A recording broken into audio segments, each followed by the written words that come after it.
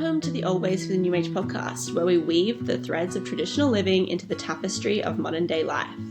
I'm your host, Hannah, and I'm a naturopath, herbalist, and passionate plant lover here to discuss topics such as daily ritual, intentional living, witchcraft, herbal astrology, plus sharing interviews with inspiring guests, and so much more. Thank you for being here, and I hope you enjoy this week's episode. Don't forget to subscribe and leave a podcast review if you enjoy my content. I wish to honour and express my deepest gratitude to the traditional custodians of the unceded land on which I live and record, the Wanjerabara people. I want to acknowledge their elders, past, present and emerging, and their continued connection to the land, sea and community. This always was and always will be Aboriginal land.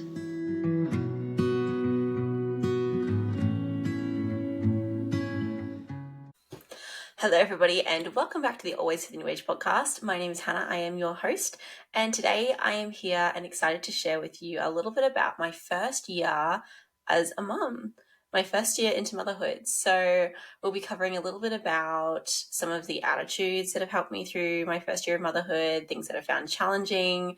We'll talk about some of my baby must-haves, the things that I absolutely loved, but also seasonal celebrations, how I incorporated pagan touches into my baby's first year of life.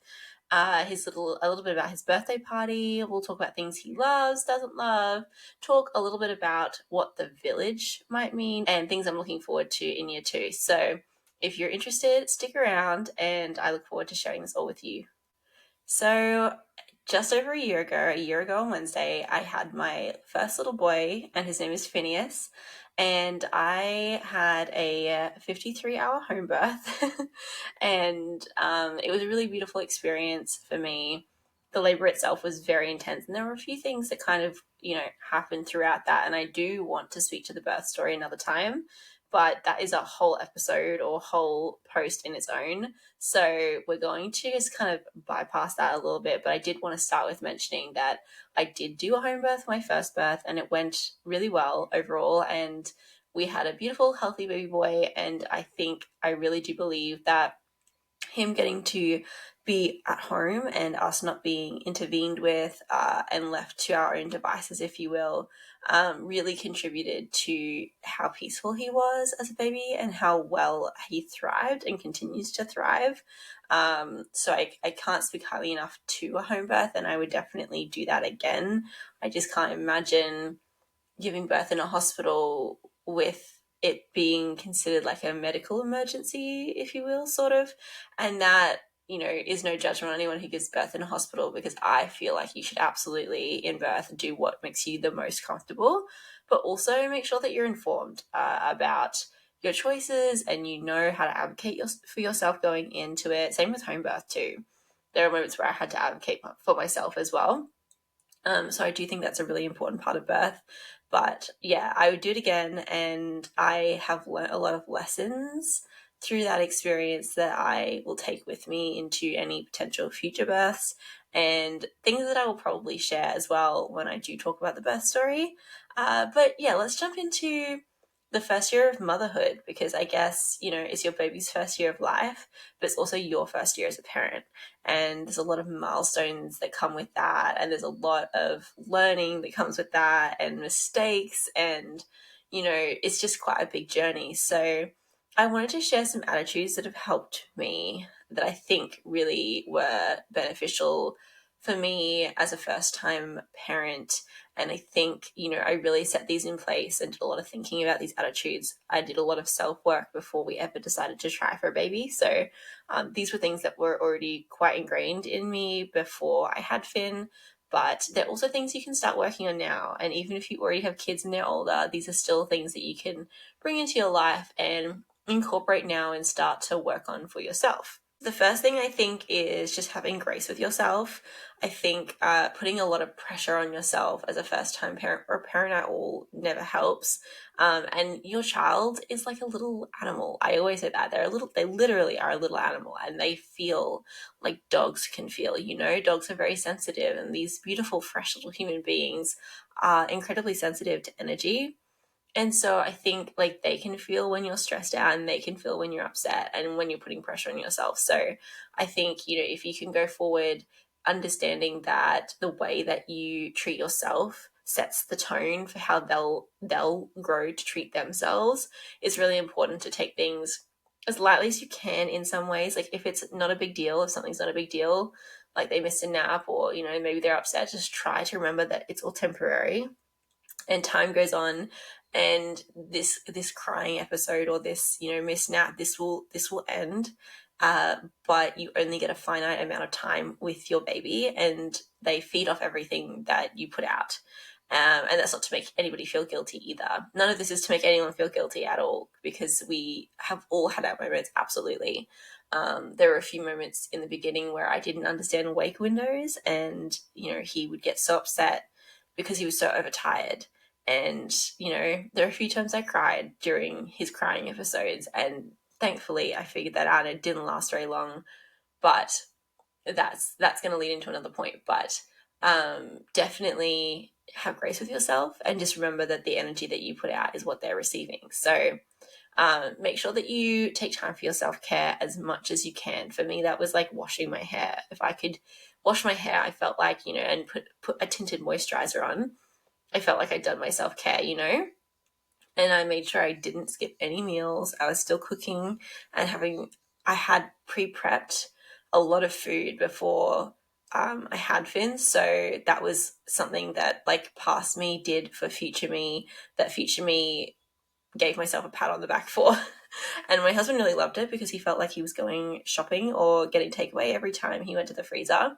And also he loved not having to cook. And that also freed him up to support me in other ways. So that was invaluable as well.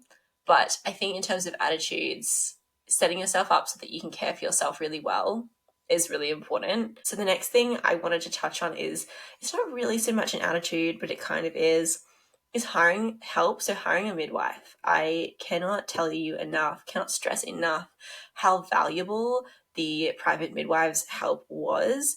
And while I probably would go with a different midwife next time, I like honestly being able to call her at 3 o'clock in the morning because my baby hasn't latched properly and he's hungry and I don't know what to do, which is a real situation that happened.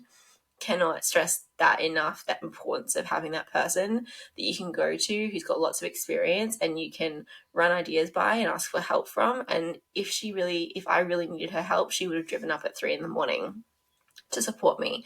And so you can hire a private midwife even if you are giving birth in a hospital, and they will be there with you through the whole thing, and they'll do all of your prenatal care or antenatal care. And I just think I cannot tell you enough how much a private midwife is worth their weight in gold. So while they are kind of expensive to hire, which hopefully this will change if the demand is there in the future, but you know, having that is an invaluable resource that you will not regret. So I would say if you have the financial ability, or, you know, I would honestly just say for baby showers, like please donate to my midwife, because like to hiring my midwife, sorry, because that is just a resource that will get you through the first 6 weeks with so much ease, compared to if you didn't have one. And I would recommend getting a midwife that is also a lactation consultant, because that like breastfeeding, I don't know how anybody does it without help. Honestly, I see why so many people give up quite early on. So, you know, knowing that we aren't in a position, a lot of us, where we have like the village, so to speak, and having the, I guess, insight to outsource that help as best you can is a great attitude to have, instead of just going, oh, she'll be fine and I'll just have to suffer and make it work, because everybody suffers and makes it work. I think, you know, if you can get that help, definitely do it. So the next point I wanted to talk to was mum guilt, and specifically not having mum guilt, not allowing space for that mum guilt, unless it's really justified. So there's been a few situations where, you know, something's happened, like, you know, he's knocked his head or something, and, you know, maybe I feel a little bit guilty, but I also know I'm doing my best. And so I think that's something I was really good at in the first year, was knowing that I was doing my best and letting that be enough, and also just not beating myself up over things. So I think there's such a popular opinion going around the internet about mum guilt, but I did want to put out there that you don't have to feel mum guilt. Like, you know, at times it will happen, and that's natural because we all feel guilt at times anyway. But just knowing that you and yourself, as long as you're attentive to your child, you are enough as you are. They don't need fancy toys, they don't need fancy prams, they don't need fancy anything. They really just need your love. And if you can give them that love and support from the get-go, then you are doing amazingly, and you do not need to feel guilty about anything. So things I found challenging in the first year. It's interesting. I think that the biggest thing I found challenging is sleep. So Finn was a perfect sleeper until 6 months old, and then like a switch flipped, and I think it was a developmental thing. And from then on, I've had many bouts of hourly wake ups through the night, and that has been tough. Not even so much from the sleep deprivation aspect, but I do think sleep in general has been tough because once they hit a certain age, you really need to put them to bed more like 8 p.m. at night. And I find that quite tricky because I felt fine when I had my time. I was putting him to bed at 6:30, but we realized it was too early. And that was the first time around, that was part of the reason he was not sleeping through the night. And so I think I find that they kind of go hand in hand, but lack of sleep, in regressions, he would have 30-minute crap naps, they call them.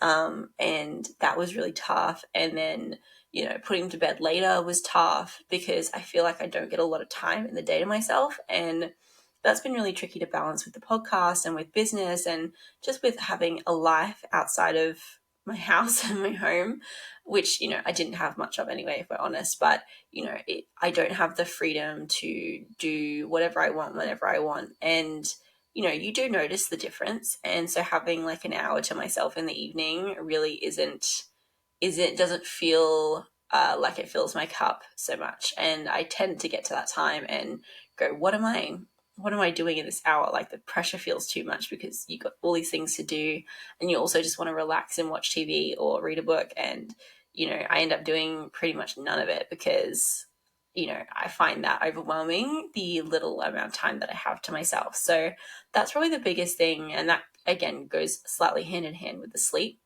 There's been lots of different things I've tried, and I think the different bouts of sleep issues have been related to different circumstances. So like he did get jet lag coming back from our trip to Canada, and that was unavoidable for the most part. We did our best, but he didn't get jet lag on the way there, but he did on the way back. And that was really tough. And it took a couple months, 2 to 3 months for him to really come out of that. And then we went to Sydney and then that screwed up the sleep because they had a terrible cot for him at the hotel. And so then he had to co-sleep, and then, it's just all kind of spiraled into this jumble. But he is, as of a few days ago, starting to sleep through again, which is just amazing. And I hope that this really continues. I hope he doesn't get the 18-month sleep regression. Everybody pray for me. But sleep I found the most challenging. And also what is interesting is that I found food challenging for him, and I didn't expect that because I'm usually way across food. But he is an interesting child. He's my child. And so he loves flavorful food, and he likes like real food. So he doesn't really, like, if you steam him veggies, he does not want a bar of them. He doesn't really like plain oats. He just likes flavor, and it's hard because a lot of the things that he would love the flavor of, he's not old enough to really eat yet because they either include like lots of raw veggies or, spices like chili, too much chili, or things like that, bigger cut veggies, stuff like that. So I'm trying to make things that he will enjoy. But I do find that hard, especially for breakfast, because there's not a lot. He also is very, very intolerant to gluten at this point in time. So I can't just do like anything, like I can't do toast, things like that. And I don't really use stuff that has a lot of preservatives or anything like that for him. So there's not a lot of gluten-free breads that are soft enough for him to eat that are clean. So I do find that a little bit tricky. And that's another thing with the meals as well. They can't have gluten in them. And a lot of my food doesn't. But yeah, I've just found that balancing that hard. And he has quite a hearty appetite with the things that he enjoys. So he'll eat through them so fast. So I've got some plans to switch things up on the school holidays when my husband's home from work and do a lot more like massive batches just for him, just to try and get ahead. because it's not a nice feeling when, you know, we've been out or we've been away for a couple of days and we come home and, you know, there's nothing prepped for him and he won't just eat noodles with a bit of sauce on them. Like, he will not do that. Like pasta. So his favorite foods are like the red lentil curry that Eleni and I have been making. He loves shepherd's pie with a lot of flavor to it. He loves really any curries, to be honest, and anything with lentils and flavor. So he loves like this French lentil soup I've been making and things like that. So, you know, it's not I make a mac and cheese that he'll eat with a bunch of veggies blended into the sauce, but it's all made from scratch. So he loves that. He will eat a bit of pasta bake and a bit of lasagna, but he really isn't into like the white foods, which is so interesting. And you would think like it is amazing. Don't get me wrong. I am not mad about it at all. I think it's amazing, and I hope he continues on this way. But definitely, it makes it a little bit trickier for meal times because I can't just like throw something on a plate for him. He likes things, you know, immaculately prepared, if you will. So they're probably the two biggest things that I found challenging.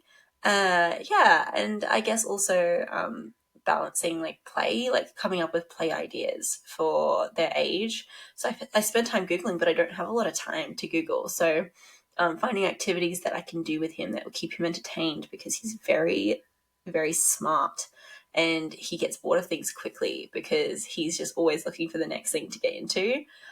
So yeah, these are like kind of foundational things, but I have found them hard, the hardest out of anything. So yeah, I think that that's just a good reflection for me of things where I could focus on more and ask for help with more.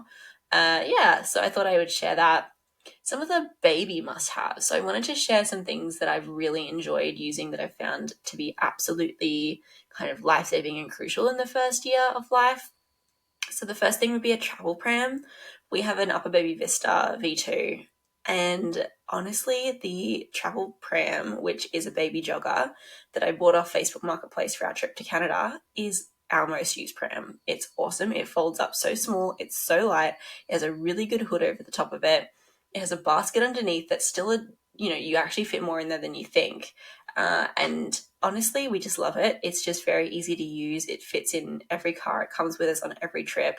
And while I do like the Upper Baby, I just do think that the baby jogger is slightly more practical. If you've ever used an Upper Baby pram, they literally run away. They will push themselves away. So you could not, like at the top of my driveway, I cannot let go of him even on a flat surface because it will find the driveway and roll down. It hasn't, by the way, but you will have it on a flat surface and it will just start rolling. It's also very expensive, and I am more scared of losing this pram or having this pram stolen than I am about my own wedding rings. So that's another aspect that I didn't love about the Upper Baby versus the baby jogger. So yeah, baby jogger pram, can't rave about it enough. I've also really loved a wipeable change mat. Like, it's a little flat one. They don't really make these anymore, but they're like a little flat one. It was from Three Little Crowns, I think it's called. And instead of, they make ones with padding in them now, but it's just so easy to pack up and go. It's like a vegan leather, and I still use it every single day on his change table just because everyone uses the lovely fabric ones, which, don't get me wrong, are beautiful and great for certain circumstances. Sorry, but I do think, especially when they're very, very young, their poos are so messy, and so it was like it saved us quite a few times being able to just wipe straight over it and clean it off really quickly. The other thing we've loved is our baby bin. So we got an Ubi, I think it's called Ubi, Ubbi, and it was one of the only ones that you didn't have to use a scented bin liner for. You could use any bin liner. And that was really important to me because we're so worried and concerned about, you know, all of the things that we're putting on our child's skin, all the things that they're eating, like cooking them organic food.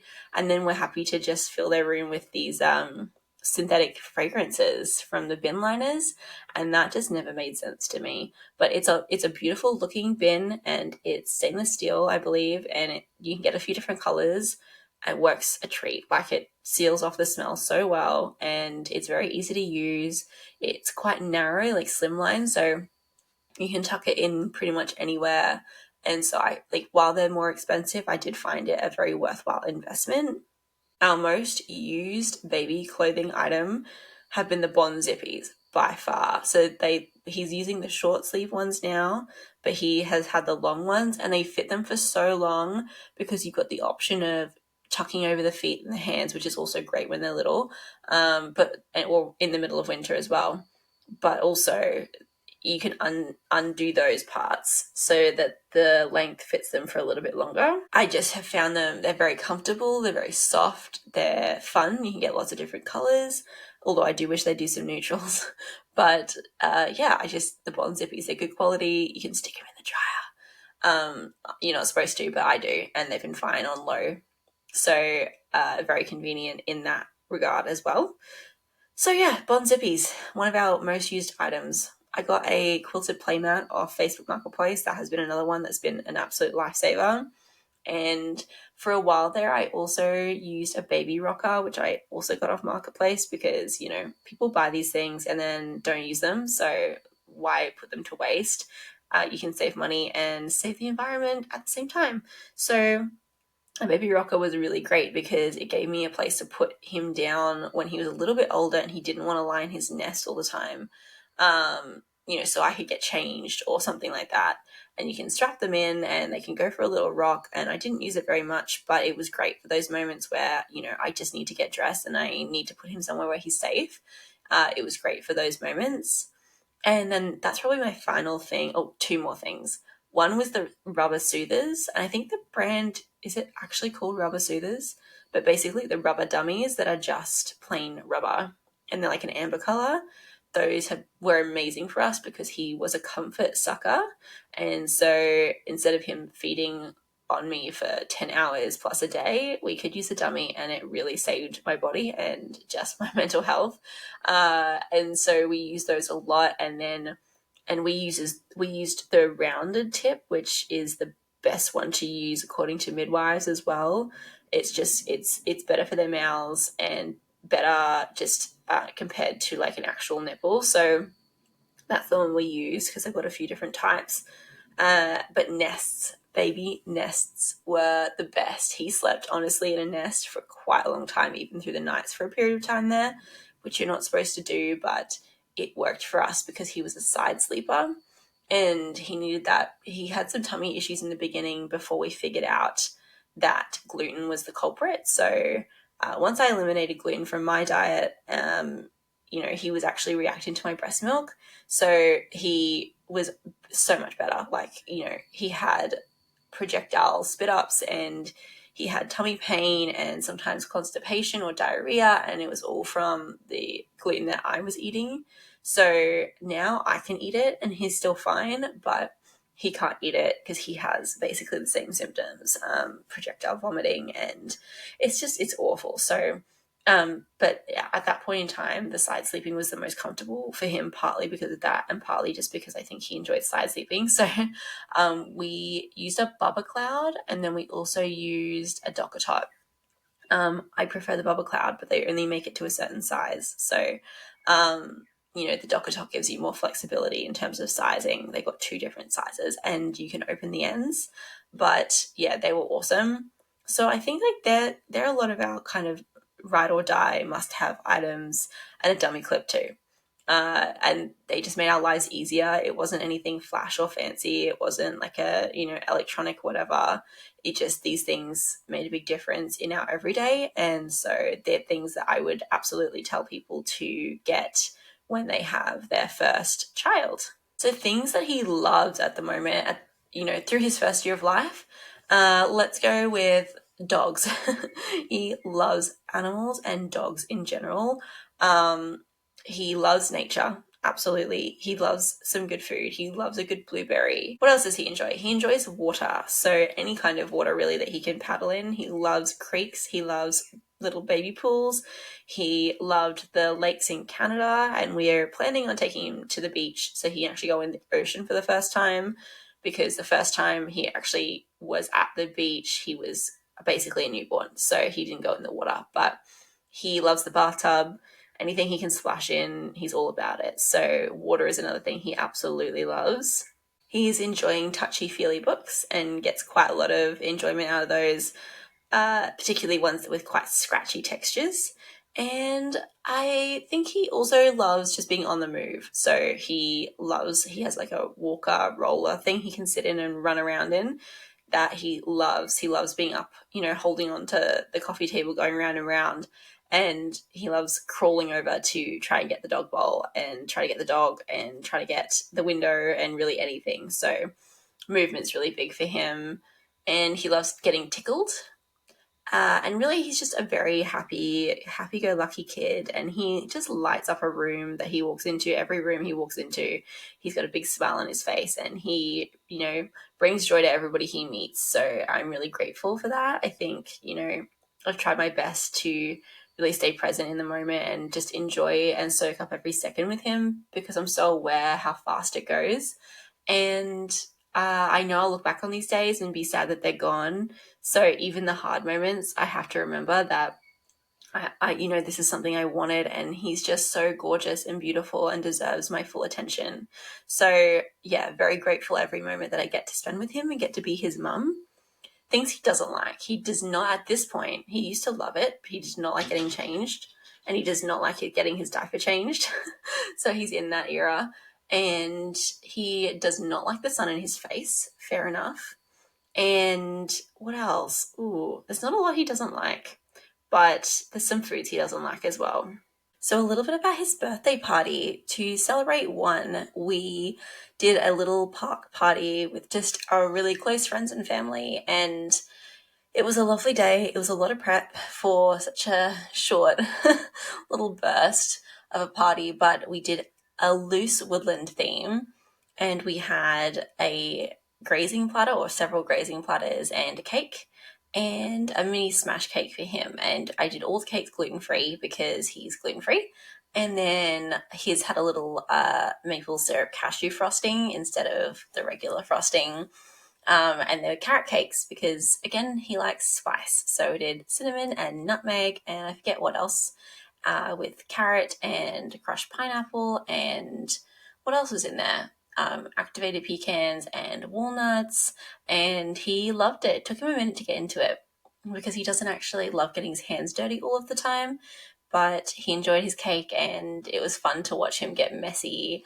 And everybody, I think, had a good time, and he received some lovely, beautiful gifts and really his favorite things ever, which is to spend time with people he loves and to be outside. So that was really lovely. We did that at Rocks Riverside Park. I think it's called, in kind of Oxley area in like Brisbane.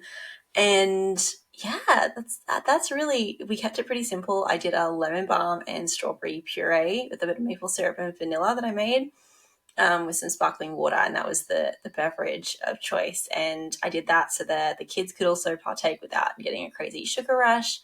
And if anything, maybe chill out a little with the lemon balm. So that was really delish, and I actually wish I got to enjoy a bit more of that. But I was kind of busy the whole time. And I think for his birthday, one of my favorite things that we got him is a grappat. Is that how you say it? Grappat, like nins, rings, and coins set, which is supposed to be a good Montessori open-ended toy. So I'm looking forward to seeing him grow into that. And I also got him a couple of play silks and things that I think he's not 100% into yet, but will be very much so in the coming months. So that's exciting to see how that evolves with him as he grows. I'm looking forward to, in year 2, really getting to see him expand and grow and learn and say more words, because he currently says pa, which is his grandpa, and he says teddy, turtle, and dog, which is super random collection of words. But anyway, he says all of those all the time. And I'm really looking forward to seeing him expand his vocabulary. He's kind of in and out of his books, so really see him get to enjoy books a little bit more because I'm a big reader, and really see him start to understand the cycles of life and cycles of the earth a bit more. Celebrate the Sabbats with him, and I'm really, really looking forward to Christmas this year. I'm a big Christmas gal, as some of you may know, and we've been listening to Christmas carols already. I know, it's October. I've just been really excited because I felt like after he was born, I really missed that Christmas. There was a lot of other stuff that went on and that happened, as I've shared in my first episode in this season of the podcast. So you can go back and listen to that video if you want to know kind of what happened last year, which was a lot. And then following on from that, we ended up losing our family dog on Christmas Eve. We had to have him put down Christmas Eve, and a tornado hit the mountain after that. And honestly, like, it was wild. So I just felt like I really didn't get to enjoy the lead up and Christmas Day and after Christmas, which is some of my favorite times, as much as I usually would. And so I'm really excited because he actually understands it more this year, and he loves jingle bells. And I would say that Christmas is the one holiday I celebrate out of season, like, a lot. Because with Halloween and stuff, yeah, I kind of nod to it, but really we put our decorations up in Samhain time, and really we do tend to celebrate quite seasonally, whereas Christmas, Christmas has my heart. I have such fond memories growing up of celebrating Christmas, and it's just my birthday is Boxing Day, and I actually prefer Christmas. So yeah, I'm looking forward to that with him, and just that leads me into just touching a little bit on some of the seasonal celebrations and how I've already started to incorporate pagan touches and nods into our daily rituals. I do apologize for those who are watching the YouTube version of this video, of this podcast episode. I have the mother of all ulcers in my mouth, so it's making it quite difficult to talk, and then the baby scratched earlier as well on top of that, so my mouth does not really look right, but it's all I can do. So things that we're starting to incorporate as part of our daily rituals and seasonal living is there's this one maple tree. This is my favorite thing to do with him, because I can see him noticing it already. There's this beautiful maple tree just down the road, and when we go for a walk pretty much every single morning, unless it's raining. Even then, sometimes we go in the rain, and it really helps to get him ready for his first nap. And so we walk under this maple tree, and I've shown him since he was born, like, look, it has red leaves, and look, the leaves have all fallen off, and look, do you see the little buds where all the leaves are starting to come out, and now they're in full bloom and they're all green, and he thinks it's amazing. So that's a really beautiful thing. You can go and look at different trees in your neighborhood, different plants, flowering plants, and just see how they change through the seasons, and just observe them with your kids. And we have been incorporating the celebration ring, which, we're still getting used to. If anybody has like celebration ring advice, please share. But I do really like a lot of the Montessori approach to education and to learning. And it has a lot of, I guess, pagan crossover. So they do celebrate the seasons quite heavily, and they do celebrate birthdays as kind of a sacred rite of passage, which I really enjoy and have a big focus on moving forward. Ended up buying I'm getting a little off track here, but I ended up buying the Magical Birthdays ebook by Natalie Trusler. So you can go and check her out on Instagram. She has a gorgeous sewing circle that I want to join at some point, but it really just goes through all of like her recommendations on how to create a magical birthday.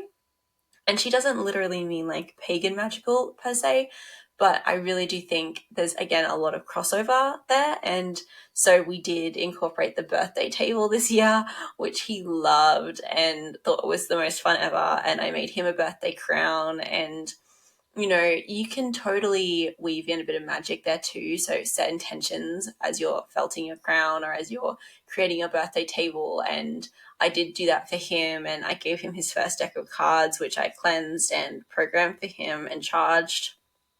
And so he's been using those. They're flower cards, things like that. So a lot of nature observation. We have bought a book called The Wheel of the Year, which I can share on Instagram. And it's just, I've been so looking forward to getting this book since it was released. It's relatively new. And it's stunning, and it is meant for families and children, typically children a little bit older, but it's Beltane today as I am recording this. So Merry Beltane to all of you listening if you're in the Southern Hemisphere, and Merry Samhain to those, or Samhain to those in the Northern Hemisphere. So we will be reading that chapter today and having a little look at the activities that they've included. So this is going to play a big part in our seasonal rituals. And then, of course, seasonal eating as well, we really enjoy. And I also do include some of my more kind of pagan nods, touches, tips, tricks, whatever you want to call them. So, when I stir his oatmeal, we can set intentions and things like that. And obviously he can't participate in all of it yet, but it's just laying the foundations and getting all of these things into my routines and rituals. And a lot of these are already habits and rituals of mine, but it's about starting now so that all of this becomes really second nature when life's a little bit more hectic and he's a little bit older, and I don't have to go and learn this all from the very start. So there are a couple of the things that we like to do. We garden together, and we also have been going out and picking berries off our trees, which is really lovely too, and he so enjoys that. So we've got some strawberry plants. Unfortunately, the possum is beating us out for them at the moment, which he usually does not do. So, but we've been eating strawberries off our strawberry plants and mulberries off our mulberry tree, and we've got some pomegranates hopefully coming up soon.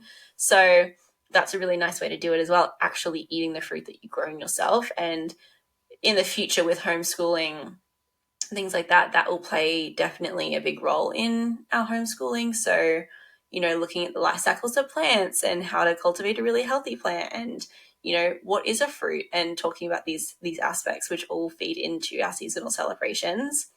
And we will be continuing to do an altar together, and my plan is to set up I think they call them nature tables, but basically a kid altar where he can participate and he can kind of play with it and put things on and off of it, and we'll go and forage together and find some dropped leaves and twigs and whatever he's interested in that's relevant to the season, and start to work that into our daily lives and our rituals and routines as well. And of course, one more thing I wanted to mention was incorporating herbal medicine into our rituals and routines. So he's been drinking herbal tea since he was a wee babe, because he actually ended up with RSV. And at the time, we didn't know it was RSV, and the test took over a week to come back, which was not helpful. And so one of the things I did to treat him myself was to make fresh herbal teas with really gentle, I suppose, kid-friendly, more kid-lined herbs. And obviously a very weak one, but I would put it in his sippy cup when he was old enough to have water.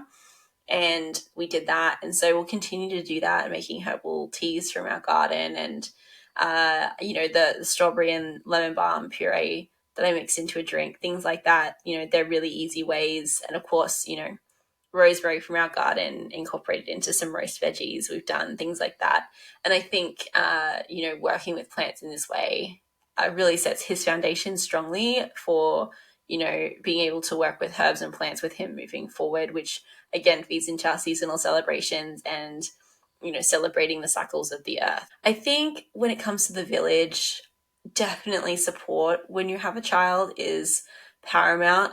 It makes me really deeply sad that we have lost this village, so to speak, in our community living aspect in our modern Western culture.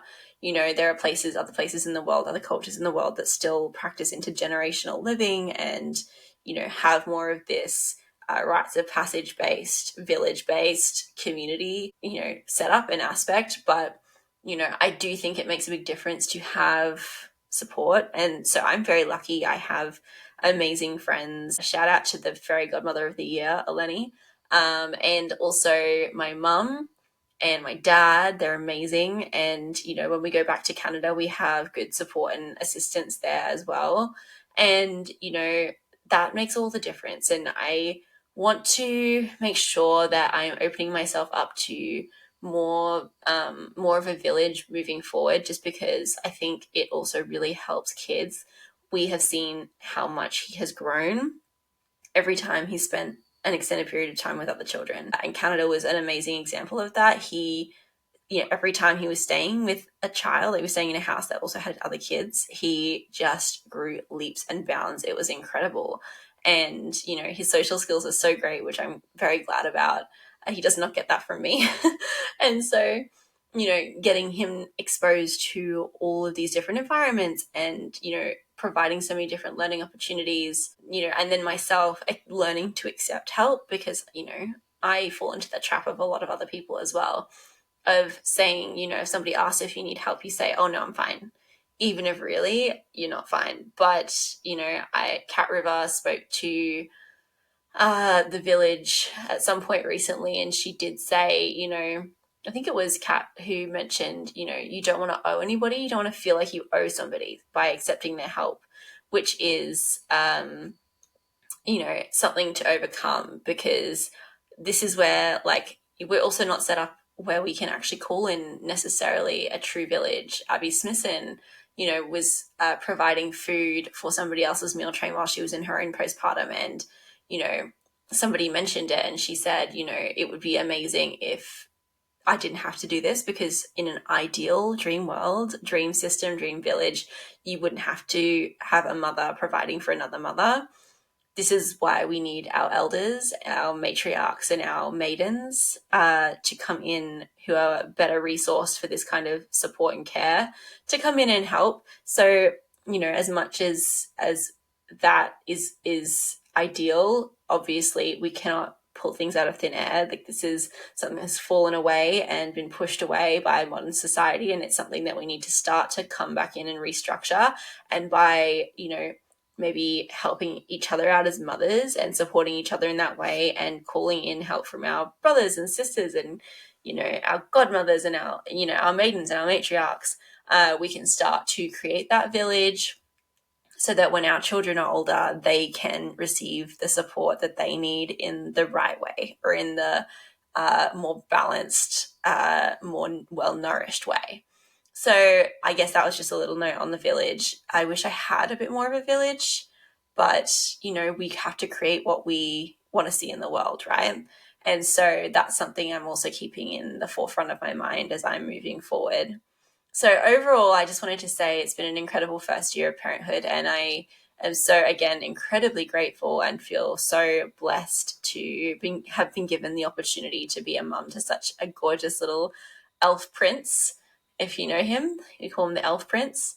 And so thank you all for being here and for sticking with me through this wild ride. And I really look forward to being able to provide a more consistent schedule in the following year. And, I'm really proud of myself. I've still managed to show up, I think, almost every month. So I'm really looking forward to, creating more of a consistent schedule moving forward, and being able to put a bit more focus into the podcast now that I have found my feet a little bit. And, I'm proud of myself for sticking with it when it was hard. And, there's been a lot of obstacles I've overcome this year as well. And so I'm really in a process of paring back and reevaluating and reprioritizing. I think that my word of this year has actually become prioritize, because, well, this is really a whole other conversation, but, I really need to create more space in my life, and that only comes through making some hard choices. But, all of this is to go into being able to spend time with my son and give him the childhood that he deserves, and give myself the life that I deserve as well. And so if you've made it this far, thank you for listening. If you have any questions, feel free to jump over to Substack or Instagram or in the YouTube comments and leave me a question. And I would be eternally grateful if you would also leave us a 5-star review on Apple Podcasts or Spotify or wherever you're listening to this, because that helps people discover the podcast and helps me to reach more individuals who need to hear the work that we're doing over here, and, also don't mind hearing a little bit of my rambling too. So yes, I'll talk to you all again soon next month, and Merry Beltane.